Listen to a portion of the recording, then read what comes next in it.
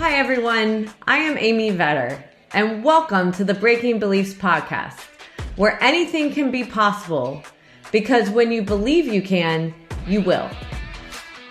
This series is all about getting honest with ourselves and noticing the things that we carry with us. We each have our own life experiences to go from, and sometimes it's hard to truly understand what it's like to be someone else. What we can do to create change is to start with us. If each of us took one action each day in our own lives, we could collectively change the world around us. But what does it take? It takes work, it takes practice, and we have to be honest with ourselves as we get there. Welcome to this episode of Breaking Beliefs, where I review our first quarter of 2021 and the interviews that I had the pleasure of having during this quarter and the lessons that we took away from those interviews to maybe step back and think about how you can incorporate those into your life. There were really two key themes that I see during this quarter of interviews. One is all about family and how family and our origin family impacts our belief systems into how we go about running our own families, our careers, and so forth, and the power that those belief systems have in our lives. And the second is all about how we incorporate mindfulness practices into our workday, that they aren't just practices we do on our own, but how we operationalize those practices so that we can benefit from them in our relationships and how we work, in our customer relationships, our coworker relationships, and so forth. The first interview that I had was with Tasha Batstone, who is with CPA Canada, and she talked about how family has always been first in any new role or work that she has done in her career.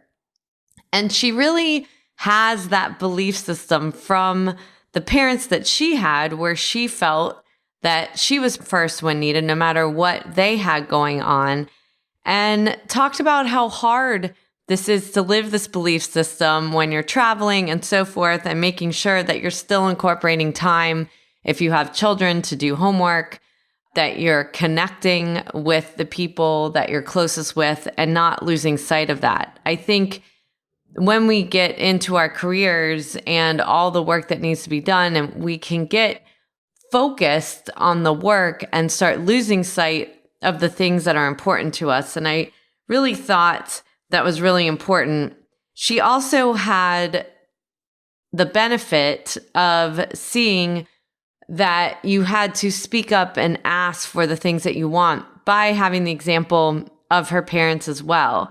And so as she moved through her career, she really realized that in order to be successful, that she needed to have passion in what she did, but also to be supportive of the people around her. So when we talk about family, it's not just the family that you're born with, but it's the family in the workplace to be available for, but also to be present during those interactions so that they know that you care. And so when we go with that family first mentality, family, the definition of family can be expanded so that we completely understand the importance of these people that are in your lives, and we don't lose sight of them along the way. The other interview where family was an impact was with Joseph Anwar, who discussed about his father leaving as a young child and the impact that that made on him and his belief systems about himself. So it was a drastically different interview from Tasha, where he was talking about instead he didn't have the acceptance of himself, and he had to learn how within himself to build that resilience and that self-worth and build in mindset practices over time when he was seeing his life go off track, and how he learned over time to step back and understand when there were messages going through his mind, where were those messages coming from? And a lot of times we don't pause in those moments, that we allow that monkey mind to go. We allow that bad self-talk. We often say in yoga that we would never be friends with our mind, that we would never allow ourselves to be treated the way that we talk to ourselves. And when we notice that self-talk happening, that is the time to pause and actually assess, where is that message coming from and why am I thinking it? And when we can start labeling the why instead of judging it, it allows ourselves to move from negative thinking to positive thinking, or to release negative thoughts that are going in our mind that might be taking away from our energy, that might be getting in the way of how we want to succeed in life. And so it's important to take these moments to observe during our days. The other interview that I had was with Jennifer Briggs, who is the CEO of the Indiana CPA Society. And she also had a great story about family and how that really benefited her and helped her with the success that she's had in her career. She described her upbringing with her father being in the army and moving all over the world, basically, and having to make relationships and meet new people, and the process that she would go through to meet new people and how to make friends, which is all about making relationships. The other thing that was really important in that upbringing that has created success for her is that adapting to change. That when we get into the point of just being too comfortable or getting in a maintenance mode, a lot of times that's when things in our life start going off track, because we aren't as focused. We're not looking around to see what is permanent and what is not permanent, and what we need to plan for into our future or let go of that we might be holding on too hard. And this type of training and her belief systems not only helped her in her career of asking for the things that she wants, striving for that as well, but also when she's worked with outside firms that are going through change, really understanding that adaptability that you need to have in order to make real change. A lot of times we talk about change, but we don't necessarily do the actions or the work that we need to do in order to see it through. And when you've actually lived it, you can better communicate it, explain it, and provide the actions to people so that they're able to maybe follow suit or give examples for that. So one of the things that's important about the way we observe our life or observe the decisions that we make that have given us success from our past is also sharing that with the people around us and not believing that it's an individual journey. As Jennifer talked about, that much of her success came from making relationships and learning how to have those relationships. But as most of us know, in order to have relationships, it's a give and take. And we need to think about how we give, and maybe sometimes in our head give more than the other people in our relationships without expecting something in return, so that that give and take happens naturally. Now, another interview that I had that was very much centered around family was Kim Barnes. And Kim runs a company, it's called Barnes Media. And we really had a very heartfelt conversation as well about her family and the effect that it had on her as far as wanting to be perfect and figuring things out. And part of that was from when she grew up, that her father, fell into hard times, and not having that predictability but also the expectation of her parents because of that, for her to actually achieve things that maybe he wasn't achieving, but he knew was possible. It is really important for us to understand again and question why we might have certain belief systems of needing to be perfect. And sometimes we don't realize this for a long time, right? It's the way we ran our life. It's what we did to survive is a control mechanism so that we can control our surroundings and the outcomes and so forth. But we don't necessarily always benefit the people around us from some of these things that we do to be able to survive, or we can find the things that are good about it that help us in our future as well. And I think in my conversation with Kim, it went both ways as far as because she learned how to rely on herself, it gave her confidence in the things that she wanted to do going into college and going into media when everyone was saying it may not be possible. That just wasn't an option for her. So it gave her resilience in that standpoint. But then it drove her too hard as far as this feeling of perfection. And she's had to learn over time of how to go with the flow, of how to let things go, or when things are enough, or if she doesn't do certain tasks or work, it's okay if we get to the same outcome. And how do you get yourself okay if someone goes at the same activity, maybe in a different way? Really important work for us to do. And that's why these types of conversations and observations are practices, right?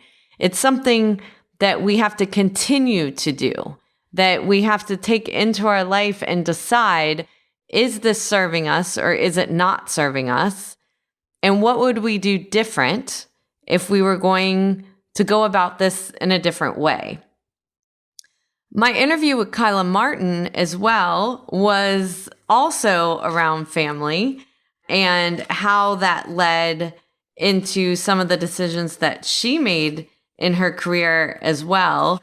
And in the beginning of her career, she made some decisions that went against what her soul was telling her she wanted for her life. The reason she went against it was because of her father giving up the kind of life that he wanted. What he was really good at was art, but he went into a safe career for financial security. And this was a belief system that was in her family. So the creative side of Kyla, or the work that she wanted to do, she couldn't predict whether that would give her the financial security that she was looking for based on what she had been taught over time. And it wasn't until she went through her own self journey that she realized that it wasn't serving her. It wasn't actually working within her body to make her feel passionate about the work that she did. And these are the moments too where we don't necessarily want to give up everything that we do because we might feel off. It's more the exploration. This becomes the research of your life, the research of what is working and what is not working, and what things am I really, really good at that I need to start assessing for myself how I integrate that into my career. I can tell you in my own career that this has happened many times. I kind of look at my career in decades almost of little shifts I've made each time by new experiences that I've had, not only with work, but also in outside of work, that I've been able to figure out a way to incorporate it into the work that I've done. And those become little pivots. That it's not a wholesale change, is that these pivots happen over time. It could mean that you are doing a side hustle, trying things out to see, is this something you'd really want to do? Or you start figuring out, how do you incorporate all sides of you into a business so that you can tap into your soul or your career?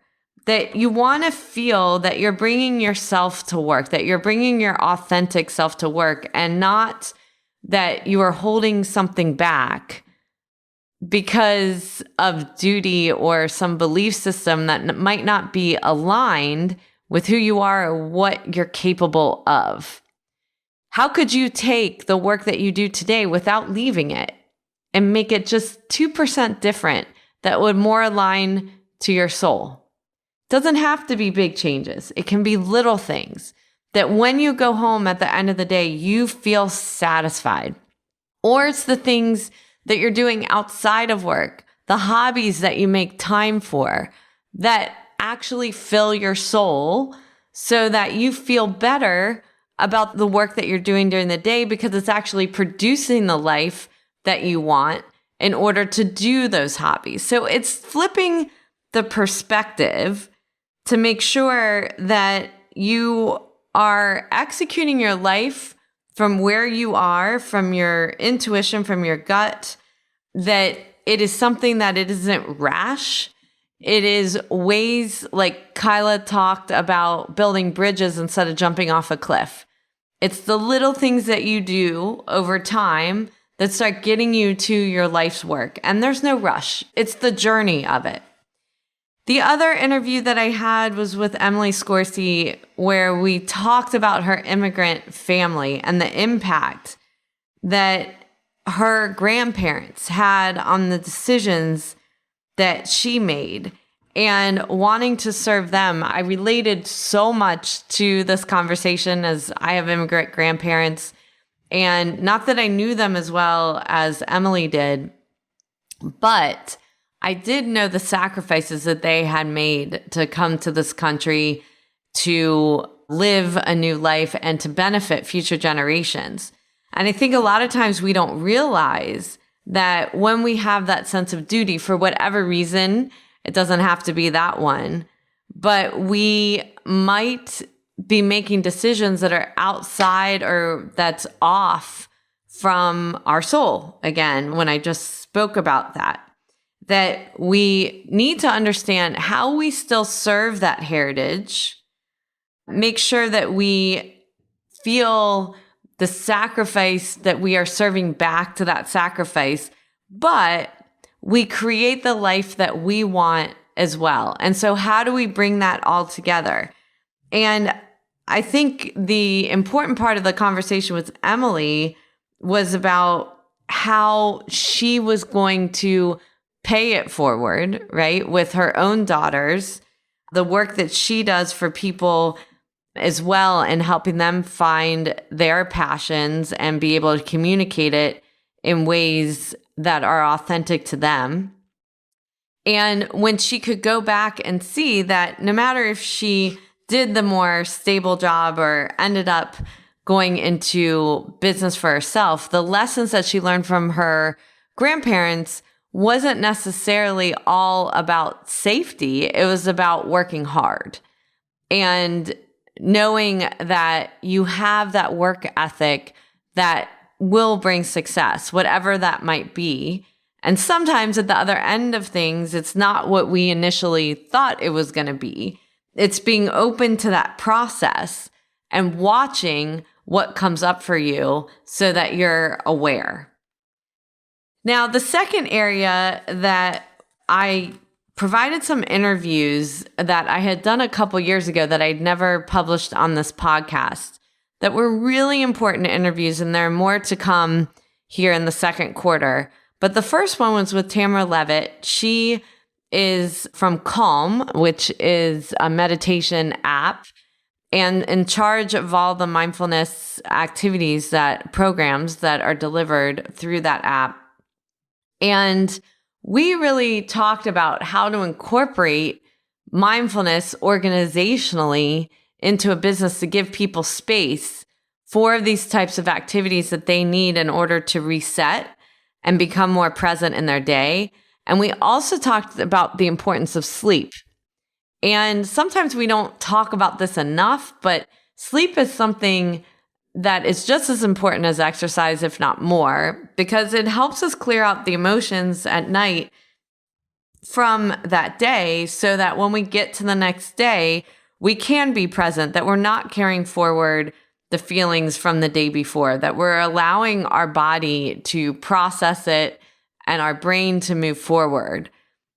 These types of meditations are just as important as a seated meditation that you might do in the morning or throughout the day, but these sleep meditations at night to get us to a place of calm and peace so our body can settle naturally is a practice that I have had to learn over time as well, because sleep was always such a struggle for me. And is putting the right practices in place, but also not just rushing to sleep, is giving yourself that space to be guided into a calmer sleep. So hopefully that was an important interview for you to think about, so that when you show up into the workplace the next day, you're thinking about, how do I settle myself down at night to relieve some of the stress that actually affects our health, to feel better in the morning when I'm getting up to start my day again. The other interview that I had about mindfulness at work was with Peter Bosselman, who works at SAP, that is in charge of their mindfulness programs. And he really talked about the journey of creating this mindfulness program at such a large company. And he was the unlikely candidate to be leading this, as he was an engineer. And this was something that he really did on the side, that he did personally. But once he started doing it personally, he started realizing the difference it was making in his workday when he meditated, when he put those practices into place.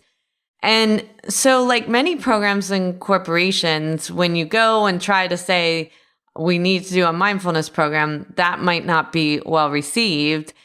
It was doing little things over time within the company that was actually elevating him in this area, and people asking for more, them realizing how it was helping. So when we wait for corporations sometimes and then get mad that they're not doing certain things, we forget that we have the power personally to be able to make an impact. It takes each one of us to create change.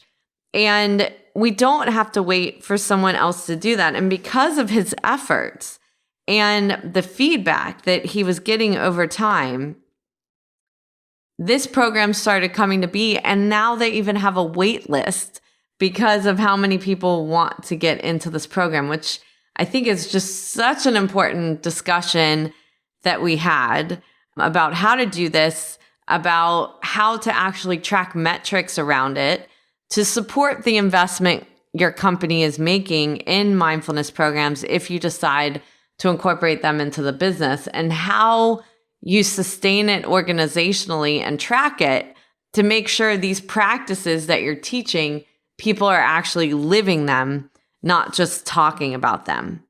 So to get started with those as well, I launched a new series during this quarter called B3 Breaks, and those began in March. And so those are little practices that you can incorporate into your life. These are short podcasts, maybe 5-10 minutes or less. And each one of them will give you tips on incorporating mindfulness type activities into your day. Just little things that you can do and start seeing how they work for your body. Are you seeing any difference internally when you do them each day, or you pick one thing that you're going to practice each day? How is it affecting you? How does it make you feel? How does it make other people feel around you? What are you noticing different in your experiences? So really, really important for you to think about when you are starting to go on this journey. And this is an easy way to get started. That's why I'm putting them out there for you, because when we talk about breaking belief systems, it takes work. And part of that work is when we're not paying attention. So mindfulness activities allow us to give our brain the space to have those aha moments or observations that come up for us that when we keep moving through our day, we might not even notice it. And it gives ourselves the opportunity to see the thoughts, to observe the thoughts that are going through our mind. And then we start noticing, are those our thoughts or are those somebody else's thoughts? Are those my beliefs or is those someone told me to believe that? And what does that mean to me if it wasn't my belief? What is my belief? And start questioning things. And so these practices will help you in doing that, but also focusing on that energy that we want internally to create joy in ourselves in order to create better energy for those around us. So there's lots of ways for you to get more involved in these programs, and not only through the podcast, but through the B3 Method Institute, where you can go online and get started, where these practices, I send, 10 to 15 minute little videos to you each week. And with those videos, you actually will be asked to do a little bit of self-discovery, set an intention for the week, and then get started on the next week. And so if you'd like to try the B3 Method Institute, you can go to amyvetter.com and there is a drop down for the B3 Method Institute. And if you want to get started for free and just see how it works, a special code for you that our listeners is mindful, and that will give you 30 days free of the Learning Institute so that you can start seeing how you go on this journey. So I want to provide that support to you, and then you can decide if you'd like to stay on the journey. It will also give you access to meditation and restorative yoga videos as well, all types of webinars on these topics too, if you want to go deeper into them. For those of you that have been supporting this podcast, we have been on for 1.5 years now. So I want to thank you for your support and your engagement in these important conversations. I hope that you are finding lessons in these interviews that are helping you in your own life and might just tweak, again, 2%, that pivot that maybe just gives you a different perspective and how you interact with the people around you. If you'd like to get our newsletter, if you go to my website, amyvetter.com, you will see a pop-up come on there. You can sign up for our newsletter, and we are sending out just special newsletters just for this podcast so you can get other outside resources and materials. Like I said, we're doing a lot of work just to keep you on your journey. You've gotten started. So we're here to stay with you, to walk with you on this path so that you can really create the energy that you want for yourself and those around you. Thank you for taking the time out of your day to listen to the Breaking Beliefs podcast. I hope you will take a moment to pause before entering back into your day to reflect on this podcast and note 1 to 2 actions you are inspired to do from today's conversation that you could incorporate into your life. To read the full blog and listen back to this episode or any other, you can find them at www.amyvetter.com/Breaking Beliefs podcast and related videos on my YouTube channel. For daily inspiration, follow me on Instagram, Twitter, Facebook, and LinkedIn at Amy Vetter CPA. I hope that you will choose to like this and subscribe to this podcast on iTunes, Spotify, and more, so that you can join us for more inspiration on our next episode.